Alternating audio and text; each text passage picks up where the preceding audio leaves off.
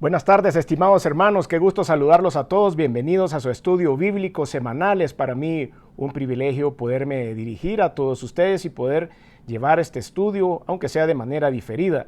Por cuestiones de trabajo, justo a la hora de la transmisión en vivo he tenido que hacer el estudio pregrabado. Espero que puedan disfrutar también esta continuación de nuestro estudio de la epístola a los Gálatas. Bienvenidos sean todos. Voy a iniciar con una oración. Señor, te doy gracias por darnos la oportunidad de poder predicar tu palabra, de poder estudiar la Biblia línea por línea, capítulo por capítulo, libro por libro. Gracias, Señor, porque nos das la oportunidad de hacerlo de cualquier forma, ya sea en vivo o diferido, pero la palabra de Dios tiene que ser entregada y tiene que ser predicada. Y de esa forma, Señor, tomamos este espacio para que nos puedas ayudar. Te pido, Señor, que puedas asistir a todos mis hermanos y amigos que están conectados ahora viendo este estudio para que puedan recibir la unción del Espíritu de Dios y también, al igual que yo, podamos descubrir esas cosas maravillosas que están en medio de las líneas de este libro maravilloso, el libro de la vida, el libro de la palabra, el libro de Dios, el libro de tus instrucciones. Señor, te damos gracias por este espacio. Queremos poner también en oración a nuestros enfermos, queremos poner en oración también a aquellas personas que han perdido seres queridos en las últimas horas, en los últimos días, en las últimas semanas, para que puedas, Señor, fortalecer los corazones. En el nombre de Jesús, oramos por la familia Sorto, que recién acaba de perder a su padre. Te pedimos en el nombre de Jesús que puedas fortalecer a toda la familia. Te doy gracias también, Señor, por aquellas personas que han salido ya de sus problemas de salud. Te damos a ti la honra y la gloria y siempre ponemos, Señor, en nuestra lista de personas que están luchando contra algún tipo de enfermedad. Oramos por los matrimonios, por las familias, por las empresas, por los negocios, por la provisión en la mesa de cada uno. Te pido, Señor, que puedas bendecir a todos aquellos también que ahora se conectan con nosotros por primera vez para que puedas, Señor, hablar a través de tu palabra. Espíritu de Dios, los próximos minutos son tuyos. Espero que uses mi voz para poder transmitirnos este mensaje que has preparado, Señor, y que toda la honra y la gloria sea siempre para ti. En el nombre de Jesús. Amén y amén. Bueno, bienvenidos una vez más. Vayan conmigo a la escritura, a la epístola del apóstol Pablo a los Gálatas, capítulo 2, versículos del 11 en adelante. Vamos a estar siempre en nuestro estudio de la epístola a los Gálatas. Vamos a leer como introducción el versículo 11 únicamente. Gálatas capítulo 2, versículos del 2 al 11. Perdón, capítulo 2, versículo 11. Pero cuando Pedro vino a Antioquía, le resistí cara a cara, porque era de condenar. Pues si nosotros solo leemos ese versículo, estamos seguros que nos preocupa cómo los apóstoles empezaban a tener disensión. Pero vamos a ir analizando qué era lo que sucedía en ese momento en la iglesia, qué era lo que estaba pasando. Y es muy edificante y asimismo muy curioso que dentro del mismo equipo de trabajo del Señor más cercano se dieran este tipo de cosas. Pero es así como nosotros podemos aprender mucho de cómo enfrentar este tipo de situaciones. Así que en eso vamos a estar meditando en la palabra. Y es por eso que hemos titulado este mensaje Vive conforme a la verdad del Evangelio. Vive conforme a la verdad del Evangelio. Y aquí lo que queremos combatir, o el mensaje central de estos versículos del 11 al 19 que vamos a estar analizando, es la lucha contra la hipocresía.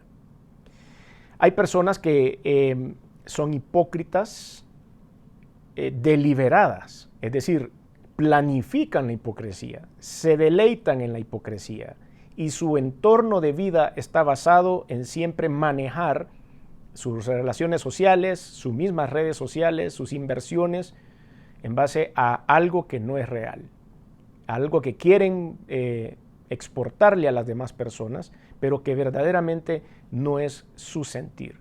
Y lo hacen deliberadamente y con conocimiento de causa. Y hay otras personas que sencillamente por algún temor, por alguna represalia o por pena, sencillamente ocultan algunas verdades porque sencillamente no tienen el valor para poderlas enfrentar. Y esto creo que esta segunda opción es la que vamos a ver reflejada en los siguientes versículos. Voy a tratar de leer lo que viene a continuación para poner un marco histórico en dónde estaban sucediendo estos hechos y qué era lo que pasaba. Versículo 11 una vez más. Pero cuando Pedro vino a Antioquía, le resistí cara a cara porque era de condenar. Antioquía, el lugar del cual está hablando el apóstol Pablo, era la Antioquía de Siria, que es diferente a la Antioquía de Pisidia. Eran dos lugares que no quedaban ni cerca. Antioquía de Siria, como bien lo dice, estaba en Siria, estaba al norte de Damasco, al norte de Jerusalén. Y la Antioquía de Pisidia estaba en otra zona completamente diferente, en donde pues podemos ver que era la zona de Galacia, la zona de Listra, de Iconio, que también son otras ciudades mencionadas en la Biblia. Antioquía de Pisidia estaba en esa zona. Pero esta reunión que ahora ustedes y yo estamos aprendiendo se daba en esta zona.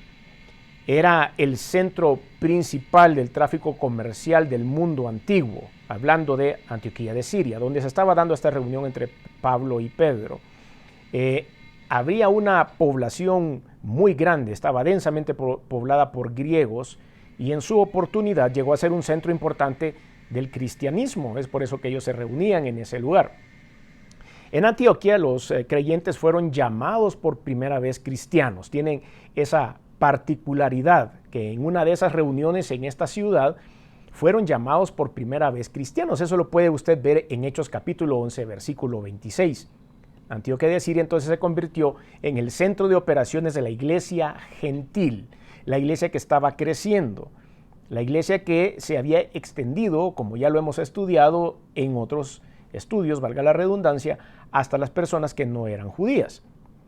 Entonces, la base de operaciones del apóstol Pablo estaba en esta ciudad y resulta que el apóstol Pedro llegó por ahí y se dio esta reunión de la cual vamos a hablar.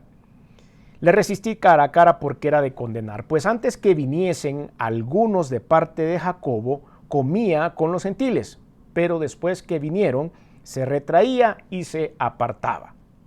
Esta era la queja. Ahora, quiero explicar también a qué se refiere esto que dice, pues antes que viniesen algunos de parte de Jacob.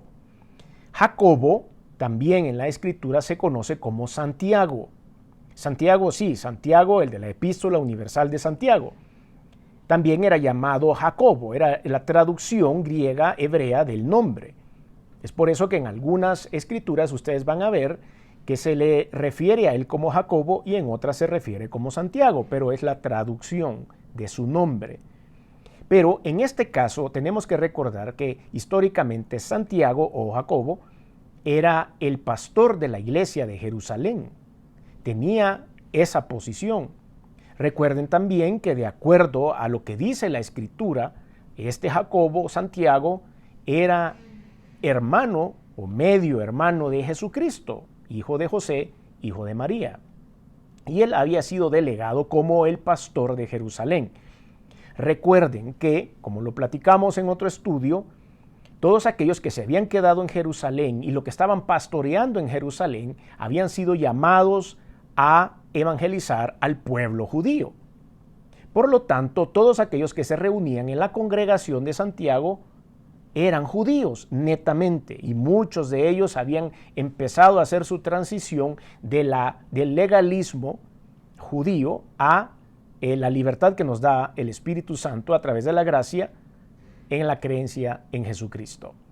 Por lo tanto, cuando estas personas, miembros de esta congregación, llegan a Antioquía de Siria y se reúnen en ese lugar, el apóstol Pablo, quien sabía que venían de la iglesia judía, se cohibía. Y entonces decía, estos vienen de allá y estos son judíos y muchos de ellos están empezando su transición de dejar el judaísmo para meterse al cristianismo y entonces me van a criticar porque yo vengo aquí a vivir en la libertad de los gentiles. Y entonces se cohibía, se retraía y en lugar de predicar la libertad en Cristo Jesús a estos hombres que estaban haciendo esa transición, entonces él le daba pena y se quedaba callado. Eso era lo que a Pablo lo sacaba de sus casillas. Por eso es que era necesario que yo les explicara estos dos primeros versículos, porque la situación geográfica, el punto geográfico donde se estaba dando esa reunión, era el centro de operaciones de Pablo y también la situación de las personas, como dice aquí, venían algunos de parte de Jacobo, eran lo que llegaban con ese tipo de doctrina o esa mentalidad. Ahora es un poco más claro lo que estaba sucediendo y qué era lo que pasaba con Pedro.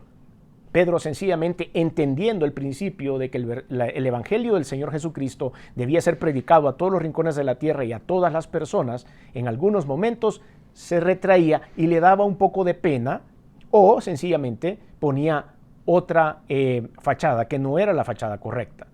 Es por eso que el centro de este mensaje es la hipocresía.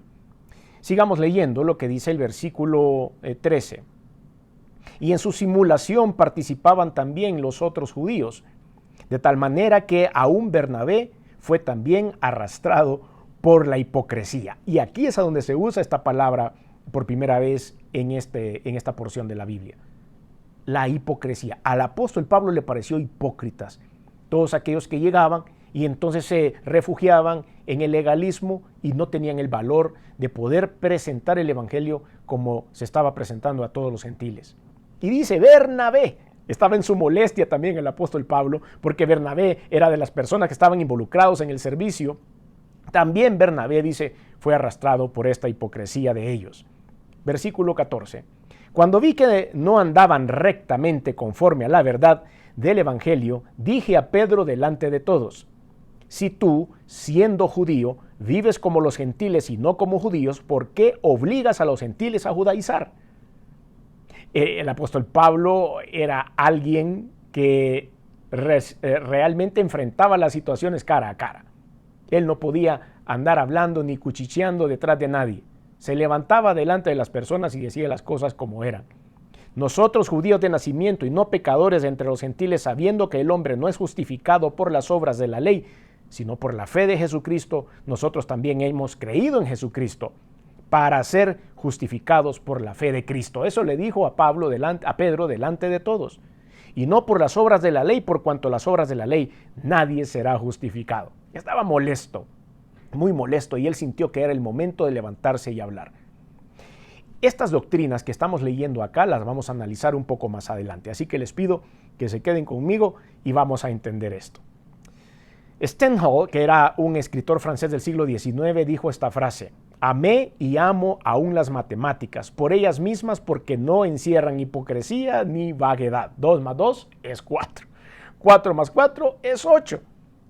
Y así es como tenemos que ser todos los cristianos, tener una sola cara y dejar cualquier tipo de hipocresía fuera de nosotros. Entonces, vivir conforme a la verdad del evangelio es el mensaje central de este estudio y de estos versículos que vamos a estudiar. El contexto de la represión de Pablo a Pedro. Ya hemos platicado un poco acerca de esto y vemos cómo del versículo 11 al 13 encontramos esas explicaciones de las cuales hemos conversado acerca de cómo enfrenta el apóstol Pablo a Pedro. Puedo ver también en esas primeras reuniones o esos primeros minutos de la reunión cómo el apóstol sencillamente se sentó y lo observó y observaba para un lado y observaba para el otro lado, observaba a Bernabé. Y es ahí donde empieza a llenarse un poco de enojo y dice: esto no puede ser, tengo que levantarme y hablar sobre esto. Pedro, compartiendo con los creyentes griegos en Antioquía, era una cosa y con otros era otra cosa. Comía con los gentiles que no eran circuncidados o personas que no buscaban a Dios por sus obras, sino por la fe. Pedro lo había entendido y comía con ellos y departía con ellos y se pasaba bien. Comprendían la verdad central del evangelio, que somos aceptados por Dios por la obra de Jesucristo en la cruz del Calvario, para tener comunión con Dios y no por la ley, por mis obras o porque yo me lo merezca. Eso era lo que el apóstol Pedro comprendía. Pero Pablo no entendía por qué él cambiaba su manera cuando llegaban los judíos de la otra iglesia, es decir, o de la sede que tenían en Jerusalén. Entonces había una dualidad. En el versículo 14 volvemos a leer lo que dice: pero cuando vi que no andaban rectamente. Eso es lo primero. Cuando nosotros dijimos al principio, en la introducción de estudio, dijimos que hay personas que han regido su vida bajo la hipocresía y que lo hacen deliberadamente y que planifican el hecho de que su vida sea una imagen únicamente acorde al modelo o al momento que están viviendo. Pero cuando estamos hablando acerca de exponer el Evangelio y exponer la palabra de Dios, no podemos andar con medias tintas. No podemos andar ocultando lo que creemos, ni podemos andar ocultando lo que somos en la libertad que nos ha dado Cristo Jesús. Cuando nosotros abrimos nuestro corazón a Jesús a través de la fe y fuimos sellados por el Espíritu Santo, es algo que debe ser un orgullo para todos nosotros. No podemos andar por ningún lugar creyendo que no somos o haciéndole creer a la gente que no importa, que yo no tengo ninguna fijación con respecto a la iglesia, a la religión, entre comillas, o a cualquier cosa que sea de Dios, sino que yo me puedo acoplar libremente a lo que el mundo me pone enfrente. Es necesario que seamos firmes en nuestra fe, que seamos firmes y que nos identifiquemos como nos tenemos que identificar. Entonces, volviendo al versículo 14, pero cuando vi que no andaban rectamente conforme a la verdad del Evangelio, dije a Pedro delante de todos: si tú, siendo judío, vives como los gentiles y no como judío, ¿por qué obligas a los gentiles a judaizar? Y esa es la gran pregunta. A veces los mismos líderes cristianos somos impositivos con las personas a las cuales estamos discipulando o les estamos tratando de hacer llegar el mensaje de la palabra. Y somos sumamente impositivos y tiene que ayunar y tiene que orar y tiene que leer la palabra de Dios, 3 capítulos bíblicos, 4 capítulos al día y tiene que hacer esto y tiene que hacer lo otro. Los mismos líderes sencillamente no hacen nada de eso. Eso no es correcto. Los primeros que tenemos que dar el ejemplo somos aquellos que nos llamamos cristianos. Dejemos líderes, dejemos predicadores, dejemos pastores. Todos los que nos llamamos cristianos debemos ir por delante con el ejemplo, dando el ejemplo en oración. Cuando llegaron los hermanos de fe judíos de parte de Santiago o de Jacobo a esa reunión, la actitud de Pedro cambió. ¿Por qué? Por temor a la opinión, por temor a la discriminación de los religiosos judíos que llegaban, por temor a cualquier cosa que pudieran señalarlo. En ese momento Pablo cuando Pablo se reunía con Pedro, imagino yo, ¿qué cree usted? Esto por supuesto es nuestra imaginación. Cuando el apóstol Pablo empezó su ministerio y se reunía con Pedro, era el apóstol Pedro, era aquel que había estado trabajando con Jesucristo hombro a hombro, codo a codo. Estoy seguro que Pablo llegaba y veía a Pedro para arriba y decía: el apóstol Pedro, el maestro, él me tiene que enseñar cómo hacer las cosas acá. Pero después, en ese momento, ya el apóstol Pablo ya no veía a Pedro en esa situación, sino que lo veía como un consiervo. Y tenía la oportunidad de llegar y decirle: hey, hermano, no es correcto lo que estás haciendo. El pueblo judío discriminaba culturalmente a los gentiles y los consideraban inferiores a ellos. Y Pedro está compartiendo con ellos y tuvo temor entonces de ser juzgado por estos religiosos. Se retraía, se apartaba de los hermanos gentiles. Su indiferencia o hipocresía hacia los creyentes gentiles era por miedo. Por supuesto, en este caso, el miedo era el que se lo comía. Miedo a los judíos creyentes. Le importaba mucho la opinión de ellos, más que actuar correctamente conforme a lo que dice la verdad del Evangelio. Pedro estaba siendo mal ejemplo para otros judíos que tal vez sí estaban imitando la fe.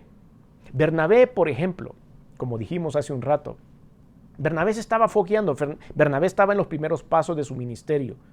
Y al ver a Pedro actuar de esa forma, pudo haber dicho: bueno, si Pedro, el apóstol, lo hace, pues esta debe ser la manera de ejecutarlo.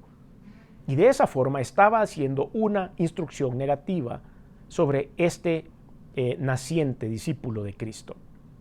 Vamos a hacer una pausa para nuestro primer tiempo de participación. Y viene la primera interrogante. ¿Has visto cómo creyentes se han avergonzado de la verdad del Evangelio delante de otros por miedo? Y si es así, ¿por qué cree que se han atemorizado? Esa es la primera interrogante. ¿Lo hemos notado? Hemos visto personas que han escondido que son cristianos. Esto ya lo hemos tocado en otras oportunidades y hay un dicho muy famoso dentro de la comunidad cristiana que dice los cristianos de la secreta, aquellos que no quieren que sepan, son como infiltrados, son como espías de parte de los cristianos que no quieren que se sepa. La segunda interrogante es, ¿hemos actuado en algún momento como Pedro? ¿Y qué nos llevó a actuar como Pedro? Miedo, temor, vergüenza, pena, presión social, presión de mi gremial. ¿Qué es lo que me ha llevado en algún momento a actuar de esta forma y poder ocultar mi verdadera relación con Dios? Bueno, vuelvo a repetir el título de este mensaje: vive conforme a la verdad del Evangelio. Tenemos que publicar donde quiera que vayamos que somos hijos de Dios. Entonces, el segundo punto que quiero compartir con ustedes en este mensaje es la reprensión de Pablo a la dualidad de Pedro. Y ese es el enfoque de esto. No queremos en ningún momento desvirtuar el trabajo que el apóstol Pedro hizo globalmente por el Evangelio de Cristo, cómo fue usado por Dios, cómo se predicó en Hechos capítulo 2. Él hizo la primera predicación histórica de la iglesia cristiana en aquel momento, una vez el Señor había partido y después del derramamiento del Espíritu Santo sobre la iglesia. Pedro es sin duda una pieza importantísima en ese rompecabezas que el Señor armó antes de ir en su ascensión y dejar al Espíritu Santo para que administrara la iglesia. No vamos a señalar a Pedro por eso. También hay otros detalles que Pedro tenía con su carácter, a veces hablaba de más, etc. Entonces no vamos a juzgar la historia del apóstol Pedro, ni su trabajo, ni la misión encomendada, solo porque un día se sintió avergonzado delante de los judíos. Pero podemos aprender de ese gesto, de algo que no debemos hacer. Volvemos una vez a leer el versículo 11. Pero cuando Pedro vino a Antioquía, le resistí cara a cara porque era de condenar. Y este es volviendo un momento más al primer versículo. Uno, ejemplo de firmeza en la verdad. ¿Qué significa le resistí cara a cara en el original griego? Me mantuve en pie contra él. Hay una frase en griego que aquí me gustaría poderla pronunciar correctamente, pero estoy seguro que no me va a salir bien, pero es kata, prosopon, autoi, antesten. Y eso significa, que ese es el original, es la frase original que se usa cuando se ha traducido le resistí cara a cara, quiere decir me mantuve en pie en contra de él. Mantuve mi firmeza del conocimiento del Evangelio del Señor Jesucristo y entonces me paré firmemente delante de él. Eso es lo que quiere decir en el original. En Jerusalén Pablo estuvo ante Pedro como su igual, en rango y en esfera de trabajo, y en Antioquía se presentó él como superior en carácter y en valor. Y eso es lo que tenemos que hacer a veces. Las personas que tienen algún conocimiento bíblico, aquellos que han tenido algún estudio profundo de la Biblia, en la teología o en lo que se quiera, de repente empiezan a ascender en su conocimiento bíblico o tienen algún puesto de honor o de honra dentro del círculo de la iglesia y tienen un privilegio, un ministerio o lo que sea, y de repente se empiezan a alejar de la realidad. Pero no somos perfectos. Somos tan solo administradores de la multiforme gracia de Dios. Y es decir, somos administradores del ministerio, somos administradores de la iglesia, pero seguimos siendo seres humanos imperfectos que cometemos errores y a veces necesitamos que alguien nos ayude a no cometer esos errores porque no somos intocables. Y entonces eso es lo que estaba pasando en este momento. Pablo confronta a Pedro, no por arrogancia, sino porque tenía que ayudarle. En ese momento Pedro necesitaba ayuda. La actitud de Pedro era de reprobar, era algo que teníamos que corregir porque era una actitud equivocada. La palabra original griega que se usa acá, reprobar, significa condenar o estar equivocado. Eso era todo. Teníamos que hacerle una corrección al ministerio. Recuerdo cuando Priscila y Aquila estaban evangelizando también en el libro de los Hechos, encontraron a un predicador, gran predicador, fogoso predicador llamado Apolos, pero él nunca predicaba acerca de la unción del Espíritu Santo, ni sabía lo que era eso. Y ellos muy diligentemente se sentaron con él y le enseñaron cómo tenían que predicar bajo la unción del Espíritu Santo y hablar acerca del movimiento del Espíritu Santo en la iglesia. Y él dijo, yo no sabía nada de esto, nadie me había enseñado. Entonces, para poder potenciar la vida de una persona, es necesario estar instruido en la palabra de Dios. Y a veces vamos a tener que ser corregidos. Todos tenemos que ser corregidos. Siempre estamos en un permanente aprendizaje, sobre todo en algo que es tan complejo, que es tan profundo, que es tan bello, que es tan grande como la palabra de Dios y el estilo de vida cristiano. Siempre lo hemos dicho, ser un cristiano de acuerdo a la voluntad de Dios y a la palabra de Dios no es un trabajo sencillo. Es por eso que necesitamos constante capacitación de parte de Dios a través del Espíritu Santo, a través de la lectura de la palabra de Dios y de reuniones de discipulado, reuniones de estudio bíblico, reuniones en las cuales podemos aprender. Todos nos vamos a equivocar en algún momento dado. Por lo tanto, Pedro necesitaba reprensión y corrección. Y es por eso que Pablo confronta a Pedro acerca de esto. En el versículo 16, el cual leemos una vez más, dice: sabiendo que el hombre no es justificado por las obras de la ley, sino por la fe en Jesucristo. Ese versículo 16 está llenísimo de doctrina. Esa es la sustancia, es uno de los fundamentos de nuestra fe. El hombre no es justificado por sus obras, o por haber nacido judío, o por haber nacido en el seno de una familia cristiana. Voy a tomarme este espacio para decir esto. Si tenemos hijos o nietos que han nacido bajo nuestro techo, que han nacido bajo una instrucción cristiana que nosotros hemos recibido, no les asegura la salvación eterna. Los hijos de los pastores, no se les asegura la salvación eterna. Los hijos de líderes, de predicadores, de grandes hombres de Dios, no se les asegura la salvación eterna. La salvación eterna es por la fe personal. No es por la fe de mi familia ni la fe de mi papá.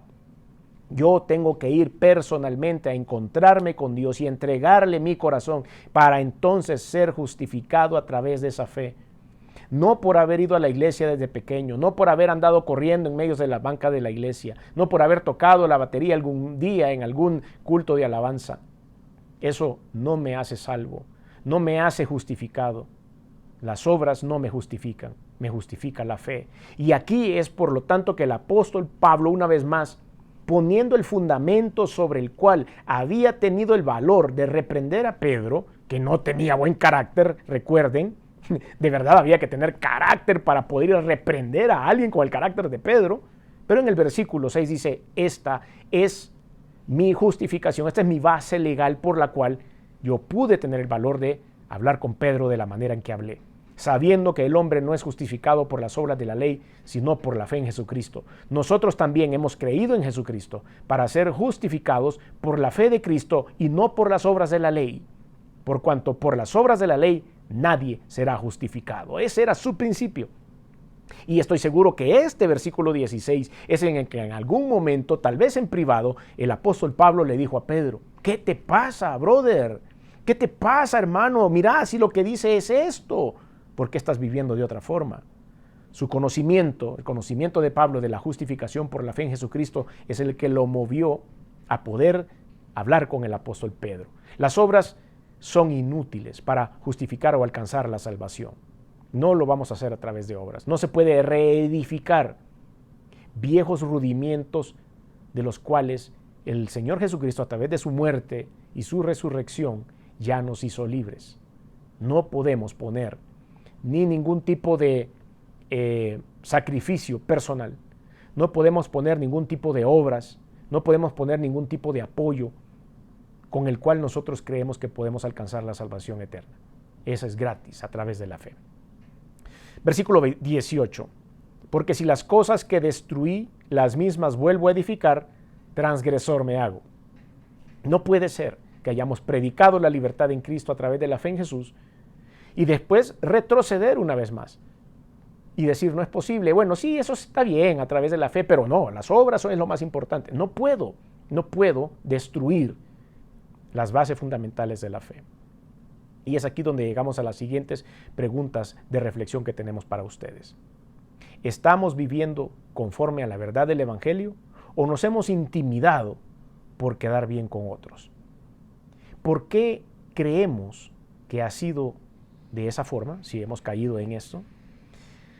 La segunda interrogante que tenemos: ¿estamos listos para permanecer firmes en la verdad de Jesús hasta el final, no importando el costo? La tercera interrogante: ¿quieres pedirle al Señor que te ayude a ser fiel hasta el final y en cualquier momento de nuestra vida? Tenemos que aprender de esta historia, tenemos que aprender de esta escena. Yo, cuando estaba preparando este estudio, estoy seguro que ustedes también, pude casi que hasta trasladarme a ese lugar en Antioquía de Siria, hasta ese lugar donde estaban reunidos, hasta esa conversación que tenía el apóstol Pedro, Bernabé, con todos los judaizantes que habían llegado. No sé, tal vez le habían llevado al apóstol Pedro un recuerdo de Jerusalén, tal vez le habían dicho: mira, aquí te manda Santiago. No sé, algo que lo hizo entrar en esas circunstancias. Y antes de eso habían estado reunidos con los gentiles, también pasándosela bien, porque al final el apóstol Pedro comprendió que el evangelio tenía que llegar a todos los rincones de la tierra. Pero para todos aquellos en los cuales hemos encontrado el camino hacia Jesucristo, cuando ya tenemos alguna edad, cuando ya estamos adultos, siempre podemos encontrar un tropiezo en todo aquello en lo que había sido fundamentada nuestra vida previa a Jesús. Y empezar a hacer un sincretismo y empezar a tener ciertos recuerdos y empezar a tener ciertos hábitos que empiezan a chocar contra la doctrina de la palabra de Dios.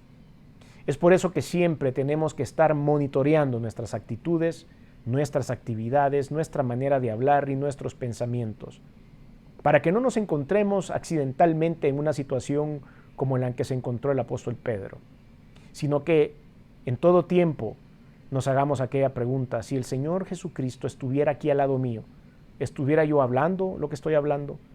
¿Estuviera yo disfrutando lo que estoy disfrutando? ¿Estuviera yo haciendo lo que estoy haciendo, sí o no? Que no me sorprenda, porque Jesús está con nosotros donde quiera que vayamos, porque la unción y la presencia del Espíritu de Dios está viviendo dentro de nosotros, a todos aquellos que un día hemos confesado la fe en Jesús. Y es por eso que debemos ser cristianos de una sola cara.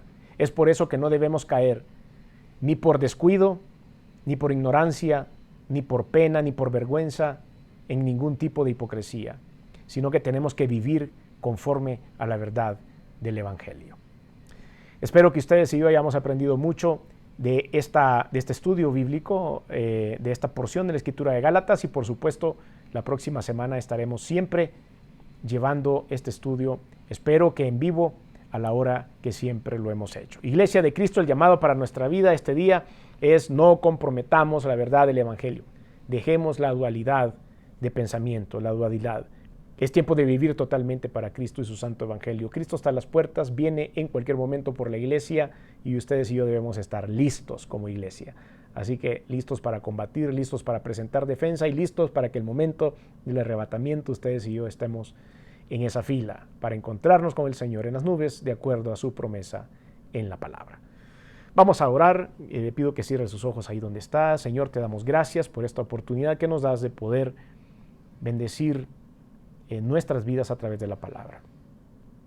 Señor, en el nombre de Jesús quiero pedirte por todos aquellos que en algún momento de sus vidas se han encontrado en esta situación. Pero también, Señor, quiero pedirte por todos aquellos que ahora necesitan la presencia del Espíritu Santo en sus corazones. Te pido, Señor, que puedas llegar, que los puedas bendecir y puedas transformar sus vidas.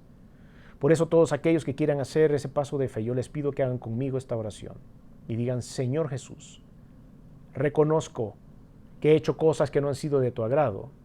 Perdóname, me arrepiento. Reconozco que viniste al mundo hecho hombre, que te colgaron en una cruz y que la sangre que derramaste ha servido para limpiar mis pecados. Reconozco que resucitaste al tercer día y que estás sentado a la diestra de Dios. Por lo tanto, hoy abro mi corazón y por la fe te recibo en él como mi único y suficiente Señor y Salvador. Te doy gracias, Señor, por darme la oportunidad de ser libre, de ser perdonado y de acceder a la vida eterna a través de tu muerte y resurrección. En el nombre de Jesús, amén y amén. Si tuvo la oportunidad de hacer esta oración y abrir su corazón a Cristo, le felicito. El Señor no se queda con nada. Estoy seguro que se manifestará su vida con poder y con gran gloria.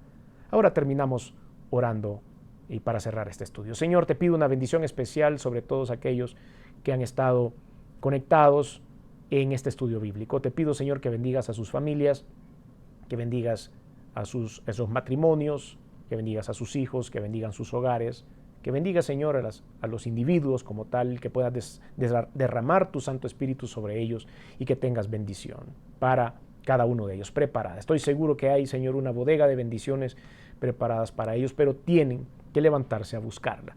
Y se levanta a través de la oración, se levanta uno a través de la lectura, se levanta uno a través de la unción del Espíritu. Yo por eso te pido, Señor, que te derrames en donde quiera que ellos estén. Bendice la obra de sus manos, bendice sus matrimonios, bendice, Señor, sus familias, a sus hijos, la provisión que hay. Te pido, Señor, que ellos siempre puedan sentir tu presencia en cada lugar a donde vayan y puedan identificar tu mano piadosa en todo lo que hacen. Te doy gracias por este grupo, Señor, por esta cuenta en la cual estamos transmitiendo. A ti sea por siempre la honra y la gloria en el nombre de Jesús. Amén y amén. Gracias una vez más por su atención. Nos vemos, si Dios lo permite, la próxima semana. Bendiciones.